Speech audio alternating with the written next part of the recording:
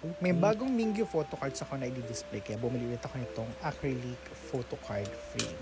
So mabilis lang naman mag-setup nito. So parang nakakatatlo na ata ako nito ngayon. So tignan nyo na lang yung i-display ko dito. Okay, so syempre ito yung i-display natin. O, diba? This is my favorite. Insert it natin like this. Like this. And like this. Amazing! Diba? And then cover with this.